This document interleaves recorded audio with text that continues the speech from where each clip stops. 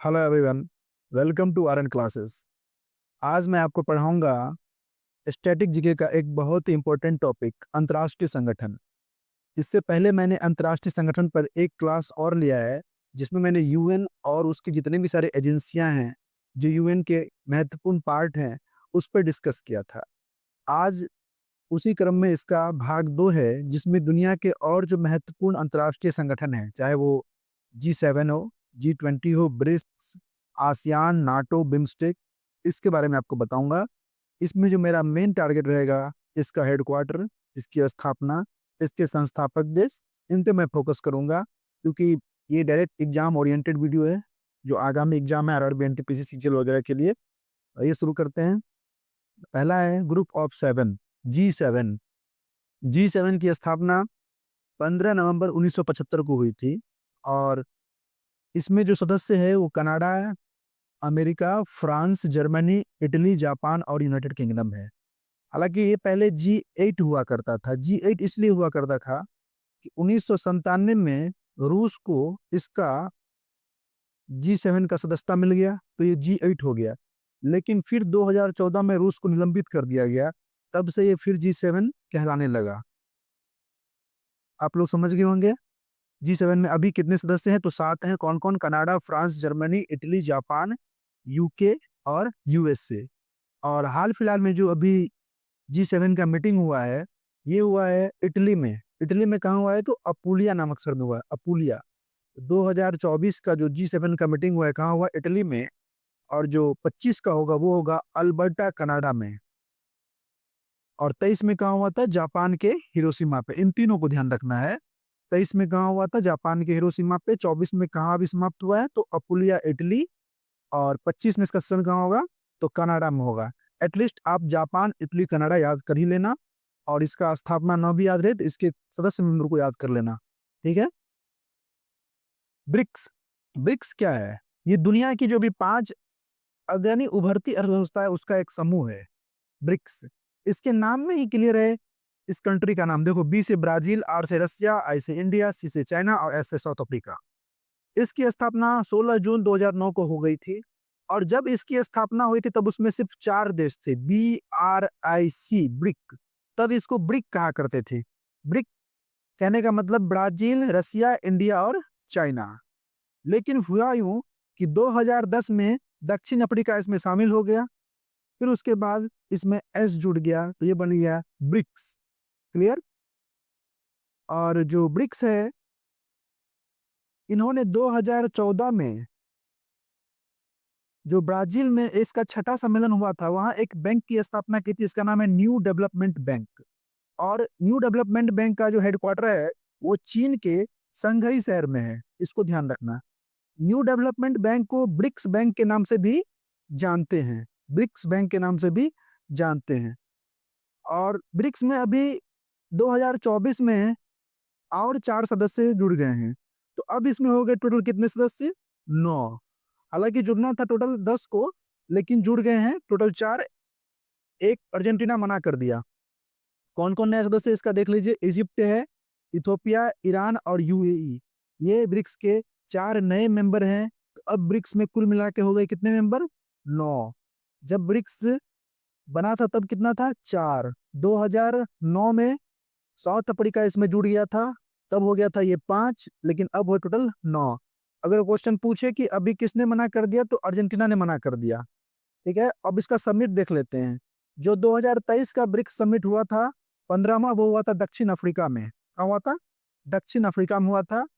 और जो 24 में हुआ है, 16वां ब्रिक्स सम्मेलन, वो रसिया में हुआ है, जहाँ पे हमारे मोदी जी भी गए हुए थे। क्लियर। आइए अगला देखते हैं। G20 और ग्रुप ऑफ 20।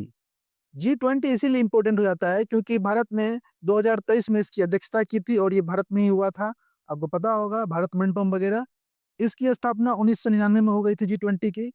इसमें दुनिया के जितने भी महत्वपूर्ण विकासशील विकसित सब देशों का ये समूह है। लेकिन अब ये G20 नहीं रहा, अब ये G21 बन गया। क्यों G21 बन गया? क्योंकि जब पिछली बार 2023 में G20 शिखर सम्मेलन दिल्ली में हुआ था, उसमें भारतीय प्रधानमंत्री नरेंद्र मोदी ने अफ्रीकी यूनियन को इसमें सदस्य के रूप में शामिल कर लिया गया। जिससे यह अब ये G21 बन गया। तो पूछ ले क्या G20 में नया सदस्य कौन सा है, तो अफ्रीकन यूनियन। कब जुड़ा, 2023 में जुड़ा। और जो इस बार का G20 सम्मेलन हुआ वो कहाँ हुआ, ब्राजील के रियो डी जेनेरियो शहर में हुआ। और जो अगला होगा 2025 में, वो कहाँ होगा, 20वां, वो साउथ अफ्रीका में होगा।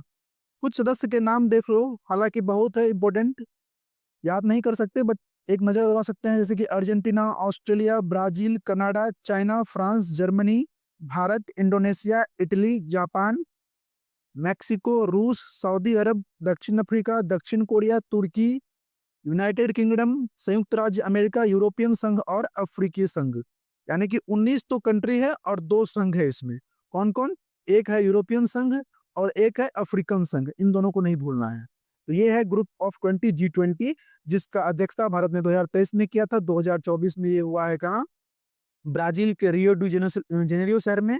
और जो अगला होगा 2025 का, वो होगा दक्षिण अफ्रीका के जोहानिसबर्ग में। I hope you understand. ASEAN, ASEAN के बारे में तो जानने की कोशिश करते हैं। आसियान का फुल फॉर्म होता है association of south east Asian nation, यानी कि दक्षिण पूर्व एशियाई राष्ट्रों का संगठन। ये एक क्षेत्रीय अंतर सरकारी संगठन है। इसकी स्थापना 1967 को कहाँ हुई थी, थाईलैंड में हुई थी। थाईलैंड की राजधानी कहाँ, बैंकॉक है, बैंकॉक में हुई थी। और जो स्थापना के समय इसके सदस्य, उसको ध्यान रखना है, इंडोनेशिया, मलेशिया, फिलीपींस, सिंगापुर और थाईलैंड।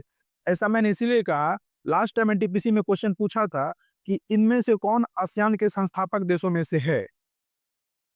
क्लियर, ऑप्शन में आसियान का 2 कंट्री का नाम दिया था। अब आपको पता करना था कि इसका संस्थापक देश कौन सा है।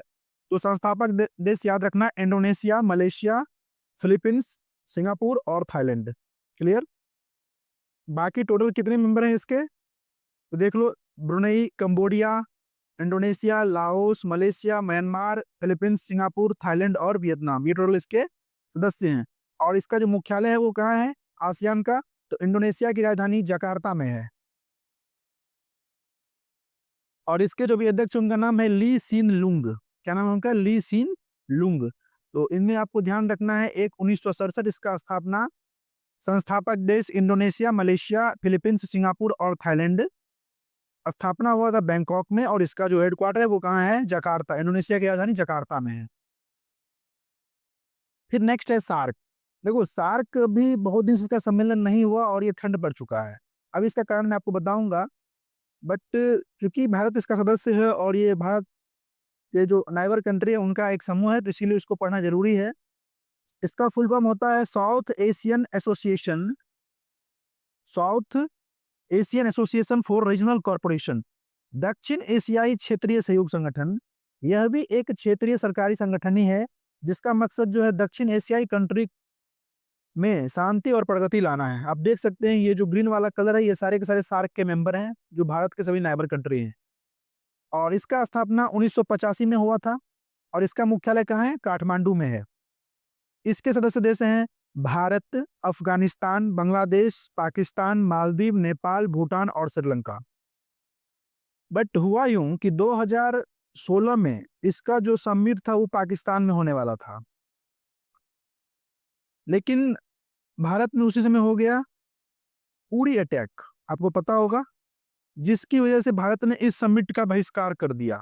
पाकिस्तान में होने वाले सार्क के इस सम्मेलन का बहिष्कार किया, और उसके बाद भारत ने इसमें इंटरेस्ट लेना खत्म कर दिया। इसका परिणाम ये हुआ कि बांग्लादेश, अफगानिस्तान और भूटान, इन लोगों ने भी इसमें अपने आप को पीछे खींच लिया। तो तब से ये संगठन सुस्त पड़ा है, और तब से कोई मीटिंग नहीं हुआ है। 2016 से पहले जो हुआ था, 16 से ही बंद पड़ा है। बट आपको ध्यान रखना है, इसका हेडक्वार्टर नेपाल है और इसकी स्थापना 1985 में हुई थी। और इसके जो मेंबर कंट्री हैं, अफगानिस्तान, बांग्लादेश, पाकिस्तान, भारत, नेपाल, मालदीव, भूटान, श्रीलंका। विश्व व्यापार संगठन WTO, वर्ल्ड ट्रेड ऑर्गेनाइजेशन, इसकी स्थापना 1 जनवरी 1995 को हुई थी। कब हुई थी, 1 जनवरी 1995 को हुई थी। और जो इसका मुख्यालय वो कहाँ है, जेनेवा, स्विट्जरलैंड में है।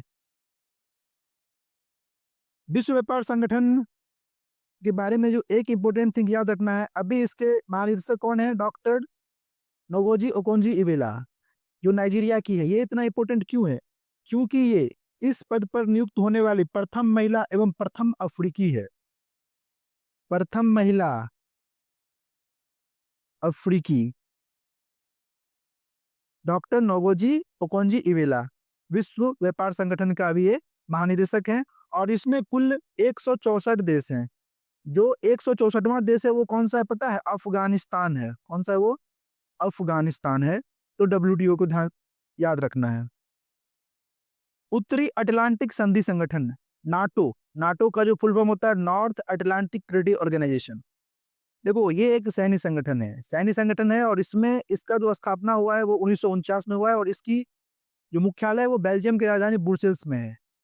इतना पहले ध्यान रखना। इसका स्थापना 1949 में हुआ है और इसका जो हेडक्वार्टर है वो कहाँ है? ब्रुसेल्स में है। और इसको उत्तरी अटलांटिक गठबंधन के नाम से भी जानते हैं। इसमें अभी कुल 32 देश हैं। कितने देश है? 32 सदस्य राज्य शामिल हैं। और जब इसकी स्थापना हुई थी उस समय केवल 12 था। उस समय केवल कितना था? 12 था।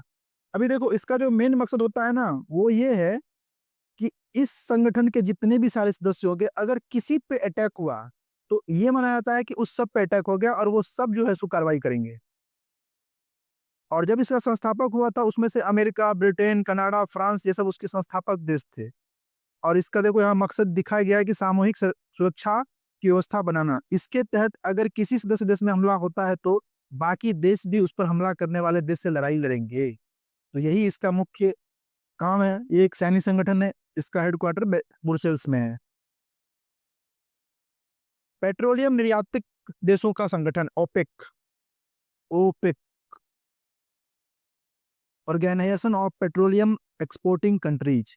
इसके बारे में दो चीज याद रखना। एक इसका स्थापना 1960 में हुआ था। और जो इसका हेडक्वार्टर है वो कहाँ है? वो वियना ऑस्ट्रिया में है। ये तो कंपलसरी है याद करना। अब थोड़ा बहुत जान लेते हैं। ये पेट्रोलियम निर्यातक देशों का एक संगठन है। इसमें 13 प्रमुख तेल उत्पादक देश हैं। इसकी स्थापना बगदाद में हुई थी। कब? 1960 में हुई थी। और जो इसके संस्थापक देश थे उसमें कौन कौन देख लो। ईरान है, इराक है, कुवैत है, सऊदी अरब है और वेनेजुएला है। तो ओपेक के बारे में ध्यान रखना है आपको कि इसका मुख्यालय कहाँ है? ऑस्ट्रिया की राजधानी वियना में। और इसकी स्थापना 1960 में बगदाद में हुई थी।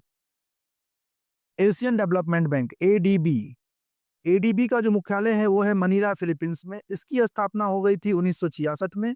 और जो इसमें अभी टोटल 68 कंट्रीज हैं। कितने कंट्रीज हैं? 68 कंट्रीज हैं। जिसमें 49 एशिया और पैसिफिक से हैं और 19 जो है वो बाहरी सदस्य हैं। क्लियर?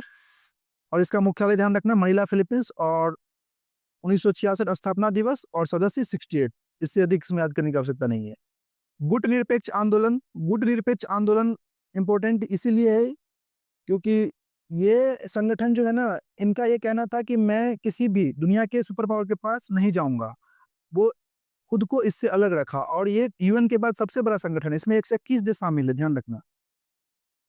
ये ना तो जब उस समय जो अमेरिका और रूस सुपर पावर हुआ करता था ना ही अमेरिका के साथ गया और ना ही रूस के पास गए। ये खुद अपना संगठन बनाए और इसमें भारत भी शामिल था। तो इसीलिए इंपॉर्टेंट है। और इसका जो स्थापना हुआ था वो 1961 में हुआ था और इसका स्थापना बेलग्रेड में हुआ था। I hope you understand. और अपने जवाहरलाल नेहरू भी इसके स्थापना में गए थे।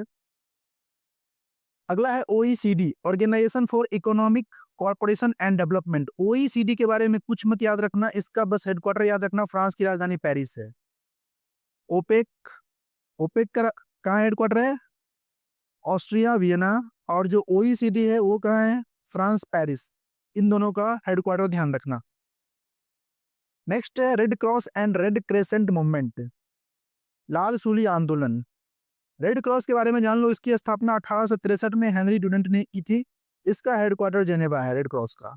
और इसे अब तक 3 बार नोबेल शांति पुरस्कार मिला है, 1917 में, 1944 में और 1963 में। इसका जो मेन मोटो है यानी कि युद्ध में या फिर किसी भी हजार विपदा के समय कठिनाइयों से राहत दिलाना है।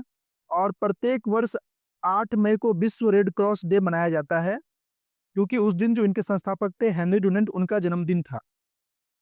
ठीक है? तो रेड क्रॉस के बारे में ये सब चीज ध्यान रखना। और जो अपना लास्ट है आज का वो है बिम्स्टेक। बिम्स्टेक जिसका फुल फॉर्म है bay of Bengal initiative for multi sectoral technical and economical corporation. यह बंगाल की खाड़ी में जितने भी सारे राज्य हैं उनका एक सहयोग संगठन है। इसमें कुल लगभग 7-8 देश देख लो, बांग्लादेश, भूटान, भारत, म्यांमार, नेपाल, श्रीलंका, थाईलैंड, कुल 7 कंट्री इसके सदस्य हैं। और इसकी स्थापना 1997 में हुई थी। कहाँ हुई थी? तो बैंकॉक में हुई थी। और इसका मुख्यालय कहाँ है? ढाका में है। इसके बारे में इतना ही ध्यान रखना है, बिम्स्टेक की स्थापना 1997, इसका मुख्यालय ढाका। हो सके तो फुल फॉर्म ध्यान रखना, bay of Bengal initiative for multi sectoral technical and economical corporation. और इसमें पाकिस्तान इसका सदस्य नहीं है। अच्छा, इतना पढ़ाने के बाद मैं एक चीज आपको बता सकता हूँ कि भारत किस किस संस्था का सदस्य नहीं है। तो ध्यान रखना, भारत नाटो का मेंबर नहीं है, भारत आसियान का मेंबर नहीं है। ये इंपॉर्टेंट हो जाता है कि क्वेश्चन में डाल देगा कि इनमें से भारत किसका सदस्य नहीं है। तो नाटो आसियान का भारत मेंबर नहीं है, इसको टिक करना है। तो इस वीडियो में इतना ही, मिलते हैं अगले क्लास में। और अंतर्राष्ट्रीय संगठन से रिलेटेड मेरा अब जो कुछ बच गया वो एमसीक्यू के जरिए आपको कराऊंगा। हो सके तो उस पर मैं एक एमसीक्यू क्लास लाऊंगा जिसमें लगभग 50-100 प्रीवियस ईयर पूछे हुए एमसीक्यू होंगे। और उसके बाद ये टॉपिक स्टैटिक का खत्म हो जाएगा। फिर हम लोग नया टॉपिक शास्त्रीय नृत्य या फिर लोक नृत्य शुरू करेंगे। तो thank you for watching Aryan classes.